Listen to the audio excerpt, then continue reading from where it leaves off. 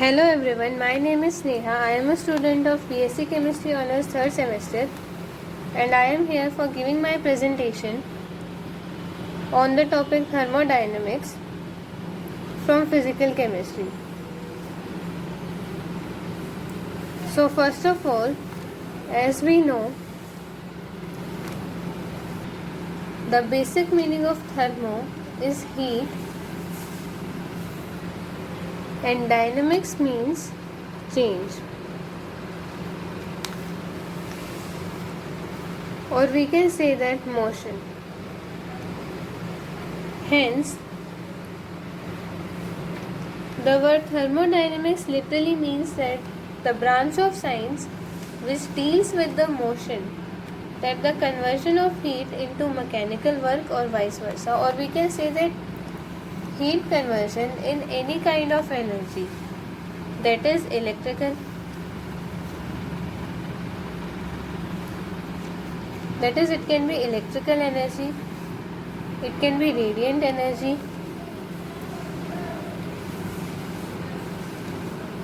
it can be potential energy,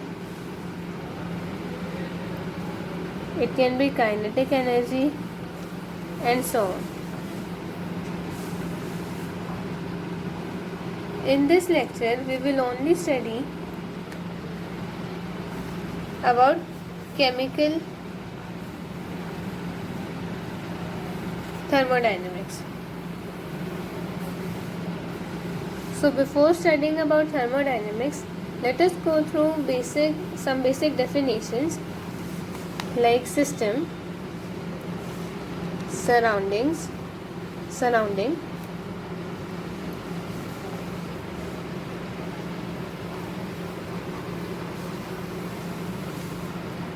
after that types of system. So first of all, the part of the universe chosen for thermodynamic consideration, that the part which is under observation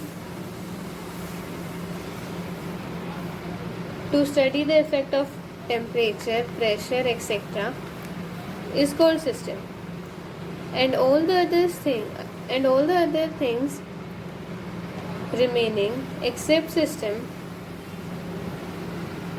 are known as surrounding. So if we talk about the types of systems, it is of three types: open system, closed system, and isolated system. Open system is a kind of system in which both matter and energy can be exchanged with the surroundings. Closed system is a type of system in which matter cannot be changed but energy can be changed with the surrounding. And isolated system is a system in which neither we can exchange matter nor energy with the surroundings. That kind of system is known as isolated system. For example, if water is placed in a vessel which is not even covered, that is, if we take a hot cup of tea, that is in classical example of open system, because matter and energy both can be exchanged with the surroundings. On the other hand, if we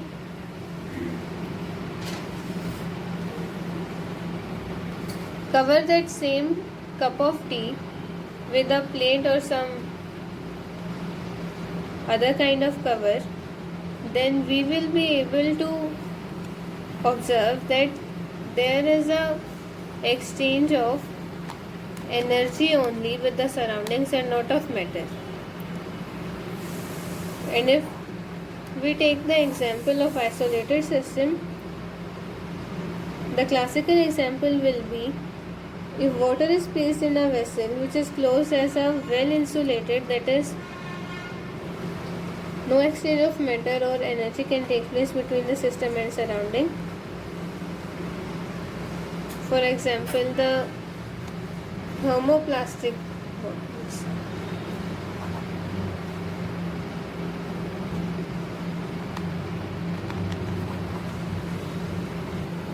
Now let us take a look at two main important laws in thermodynamics. First of all is the zeroth law of thermodynamics. So basically this law states that when two bodies have equality of temperature with a third body, they in turn have equality of temperature with each other also.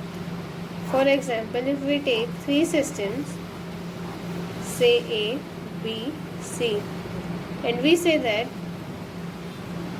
the temperature maintained at A is equals to the temperature at B, and also we say that the temperature at B is equals to the temperature at C. So it is very clearly seen here that we can say that the temperature at A is equals to the temperature at C. This is what this law states. The second important law is the first law of thermodynamics.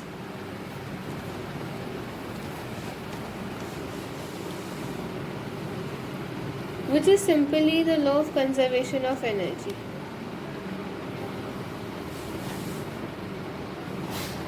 That is, it states that energy can neither be created nor destroyed, although it can be converted from one form to another.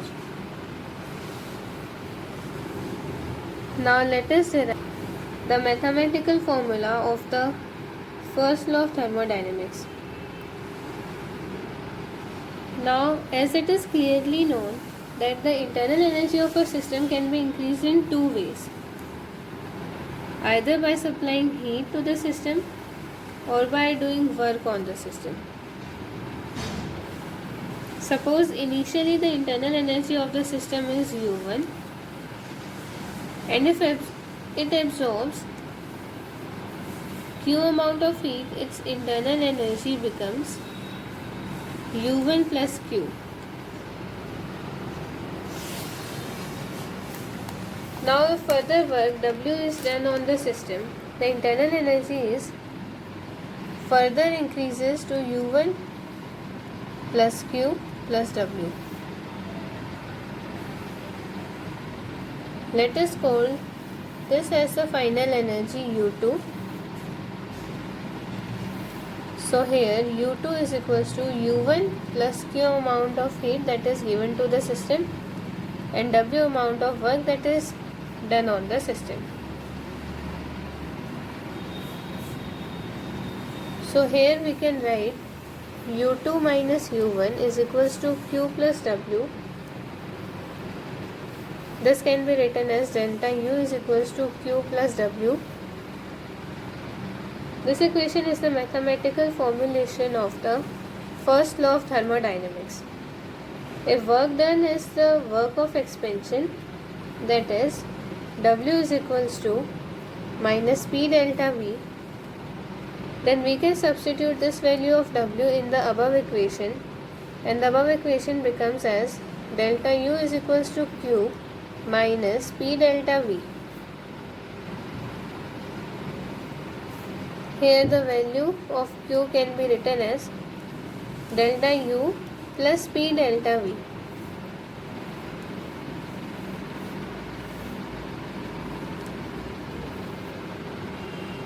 And if small changes take place, then this delta sign can be interchanged with the partial sign, that is Q is equals to partial U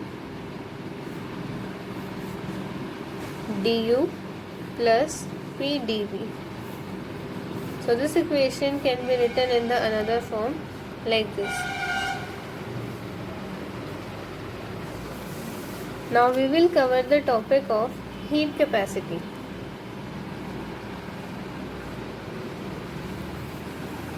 Heat capacity can be defined as the amount of heat required to raise the temperature of the system through 1 degree Celsius.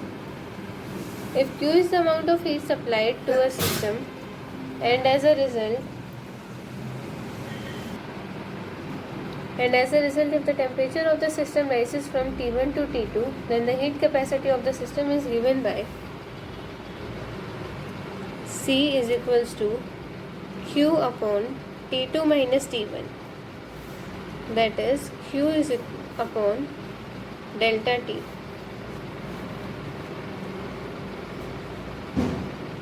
For small change, this upper equation can be written as C is equals to partial Q upon dt.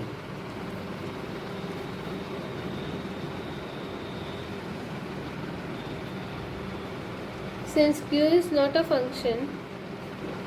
state function and depends upon the path followed, therefore C is not a state function. Hence, to know the values of C at the conditions such as constant volume or constant pressure, path should be defined. Thus, there are two types of heat capacities. Heat capacity at constant volume, and which is represented as Cv, and heat capacity at constant pressure, which is represented as Cp. Now, as we know that according to first law of thermodynamics, dq is equals to du plus p dv.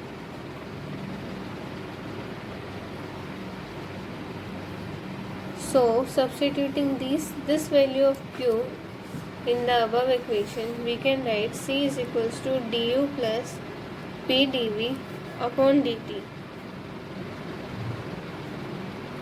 Now, at constant volume, we know that dv is equals to 0.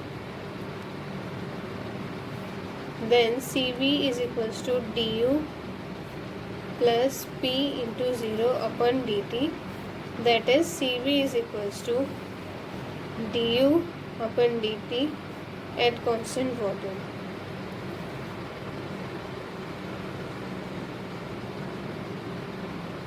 Similarly, for Cp, we can write it as du upon dt plus pressure is kept constant, then dv upon dt at constant pressure, and this is also at the constant pressure.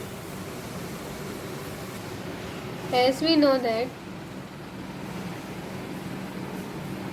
S is equals to u plus pv, we can write it as Cp is equals to dH upon dt at constant pressure,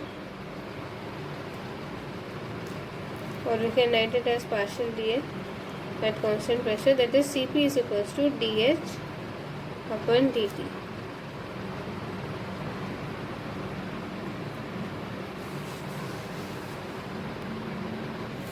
Now let us derive the relation between Cp and Cv.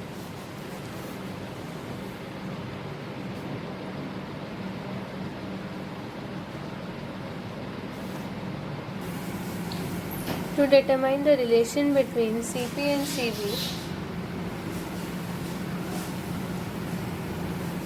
let us see the procedure.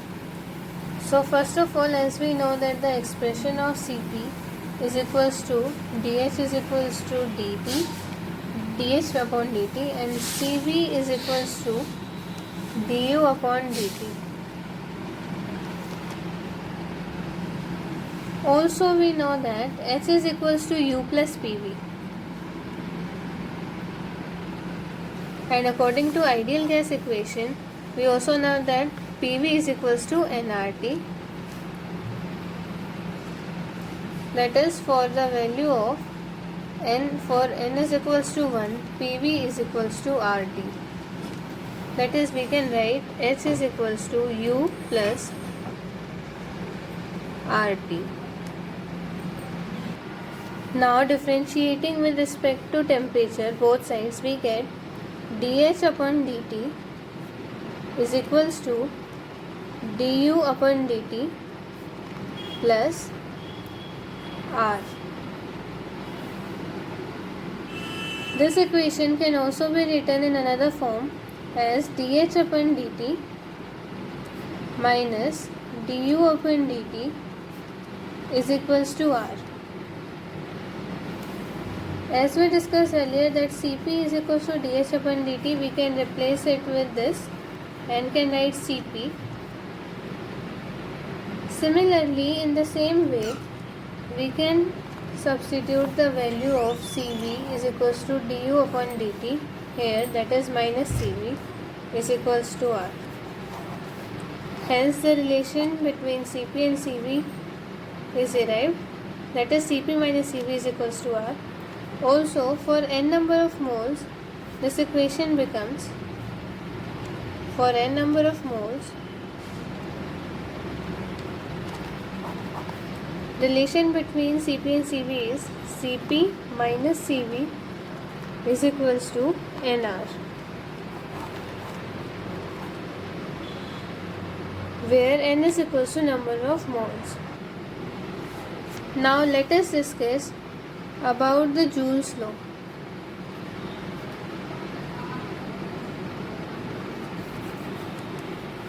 This law deals with the study of variation in internal energy U of a gas with volume at constant pressure. Or we can say that this law states that the change of internal energy with respect to volume at constant temperature is equals to 0. The above result has been obtained on the basis of Joule-Thomson experiment. Now we will derive the expression for the work of expansion.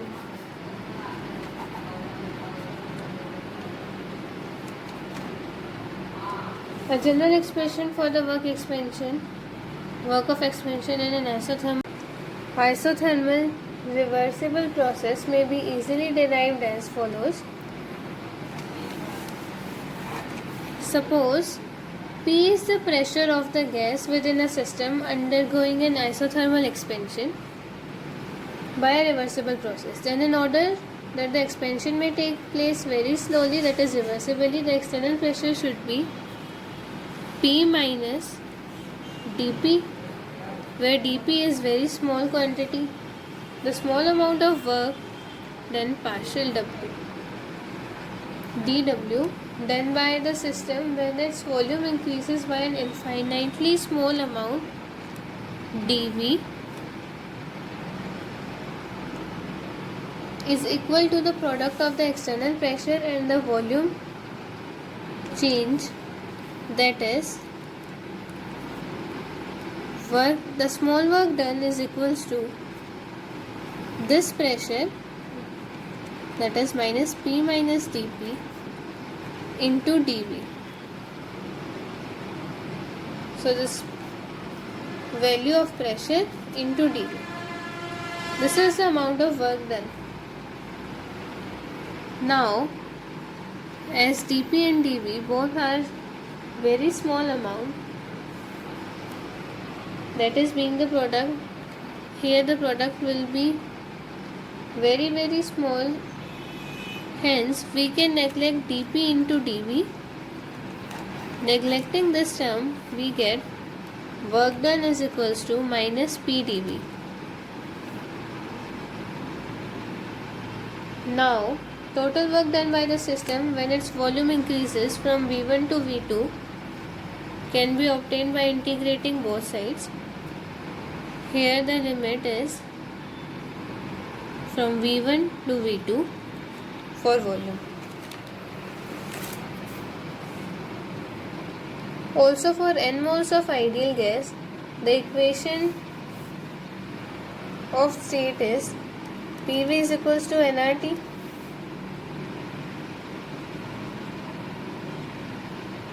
So we can write,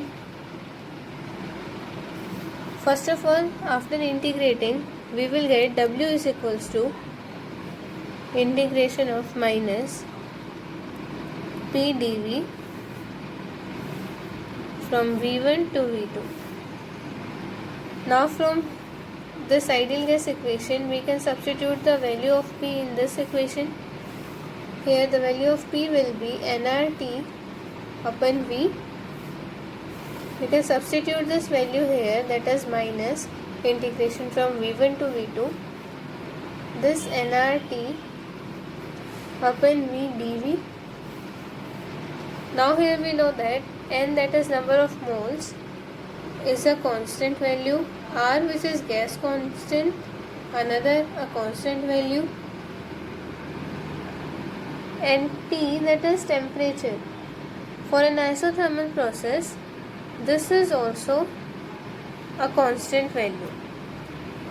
Hence, we can write the following equation as minus nRT outside the integration and integrating limits from V1 to V2 dV upon V. As we know that after applying the mathematical formula, we will get minus nRT. Here ln of V, lower limit V1 whereas upper limit is V2. We can further write this equation as W is equals to minus nRT ln V2 minus ln V1. As we know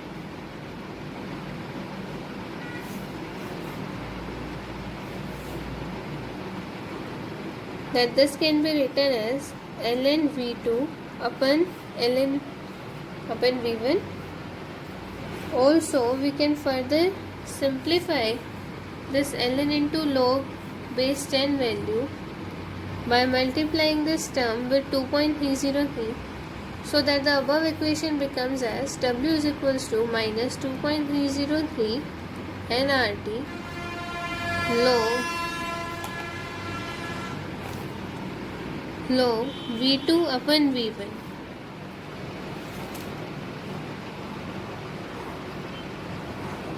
So this is the expression of the work done in this case. Further, as the process is isothermal, that is the temperature is constant, according to Boyle's law, we can write that P1 V1 is equals to P2 V2, where P1 and V1 are the initial pressure and volume, and P2 V2 are the initial pressure and where P2 and V2 are the final pressure and final volume respectively.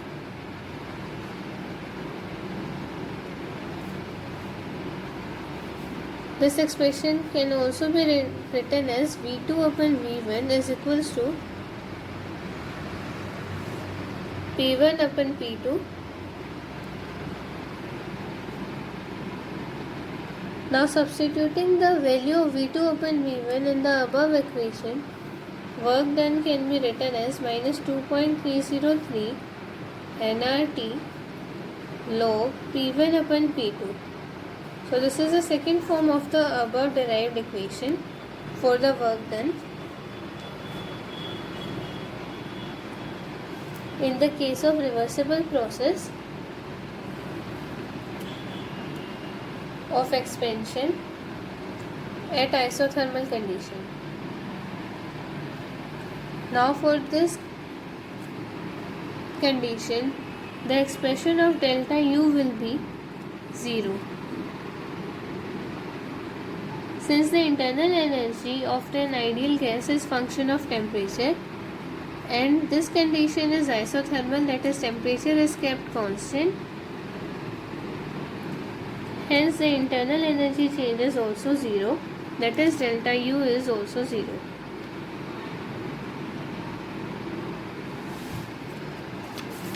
Now to calculate the expression of delta H, we can write delta H is equals to delta U plus PV. That is, we can further simplify this equation as delta H is equals to delta U plus delta PV. Here substituting the PV, the value of PV is equals to nRT from the ideal gas equation, we can write the following equation as delta H is equals to delta U plus delta nRT.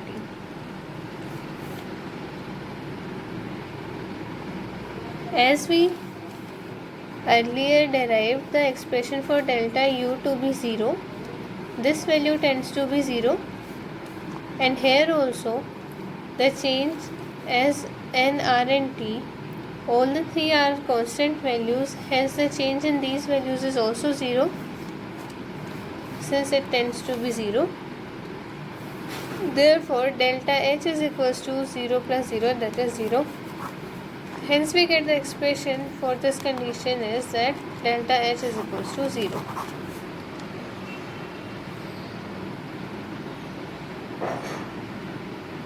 Now expression, to get the expression for the heat absorbed, that is Q, we can write Q is equals to delta U minus W. Now as we have earlier calculated, the value of delta U is 0 in this case, hence Q is equals to minus W.